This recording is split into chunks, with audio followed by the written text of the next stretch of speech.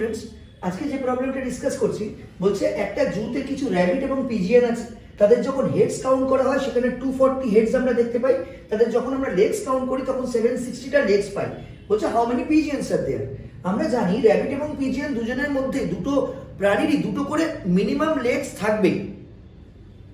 শুধু র‍্যাবিটের ক্ষেত্রে দুটো লেগ এক্সট্রা থাকবে, কারণ র‍্যাবিটের 4টে লেগ থাকে, পিজিএনের দুটো থাকে। তো যেটা কমন আছে এই দুটো করে লেগ, তাহলে 240টা প্রাণী, 240টা হেডস আছে মানে 240টা প্রাণী আছে। 240টা প্রাণী দুটো করে লেগস থাকে মানে 480টা লেগস থাকবে। টোটাল আছে লেগস হচ্ছে 760। এই 760 থেকে 480 মাইনাস করলে বাকি যা 280 লেগস রইলো, এই লেগস এক্সট্রা লেগসটা রেসপন্সিবল হচ্ছে এই র‍্যাবিটের দুটো করে এক্সট্রা লেগের জন্য। তো 280 কে আমি 2 দিয়ে ডিভাইড করলাম, what ever we have that is the number of rabbits. সেটা হচ্ছে নাম্বার অফ র‍্যাবিটস, কতগুলো র‍্যাবিটস রইলো। 240 থেকে র‍্যাবিটস মাইনাস করে দিলে বাকিটা যেটা রইলো 100টা, সেটা PGN. So total number of PGNs 100। Thank you.